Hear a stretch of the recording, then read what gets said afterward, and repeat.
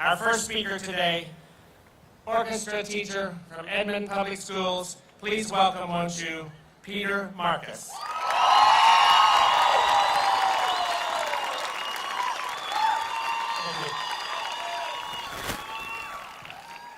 Thank you very much, my fellow Oklahoma teachers. We all know that I come here with deep humility as your ambassador of teachers this year during a time of great turmoil. I remember standing on these same steps as a boy, watching my father, a veteran teacher, fight for better pay. And now here we are, a new generation, having to do the unspeakable. We have to leave our students in our classrooms so that maybe our voice will be heard and our students' future secured.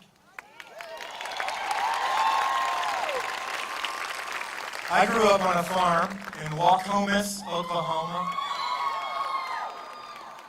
the son of farmers and teachers. From the age of 10, I spent my summers driving a tractor and working the land. Imagine with me what would happen if our government told my family that instead of planting wheat each year, we must also plant soybeans, corn, and cotton. And imagine if they gave us no additional equipment. And they also told us that we can only plant the seeds just below the surface, barely dusting them in. And imagine, in spite of all of our hard work, if there was some hailstorm, or some drought, or some crop failure, imagine if our government stopped backing our family crops with any sort of insurance. Worst, what if they called my family failures? This would be unheard of. Unheard of. Education in Oklahoma is equal to the life-sustaining industry of agriculture, and yet we are not allowed to thrive. Our legislators are failing us in our need. And yet they have an abundance of resources available to them. This year I've met many teachers from around the nation, and frankly, it is embarrassing to tell them that we have $300 million of possible oil tax revenue right under our feet, and yet we are still 49th in education funding per pupil. Now here's what's funny. We all know how grading works. We know that a 49 is this coward's way of not going on and making us 50.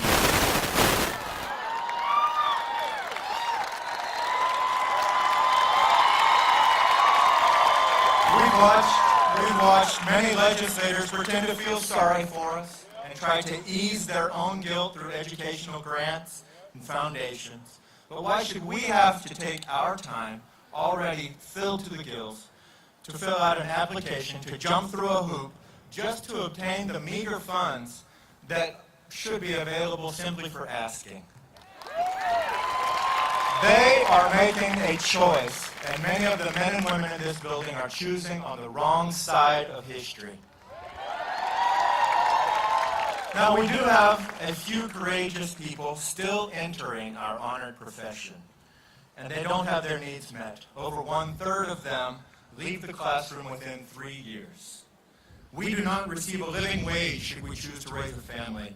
Many of us are unable to teach with the same passion that brought us into this profession because we are forced to dust over creativity and deep thinking.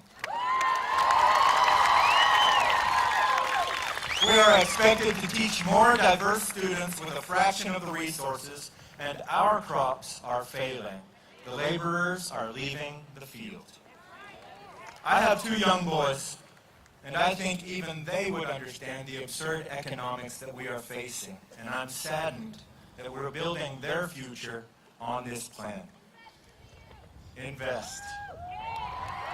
Teachers, we cannot lead others, our students or our legislators, until we lead ourselves. I want to remind you that we are a body of professionals, and we must champion high standards through our appearance and our language in every conversation that we have. And I say lead yourself professionally always. As we move forward today, I want you to apply your skills with urgency and importance in your voice. Remember that we are the practitioners of education.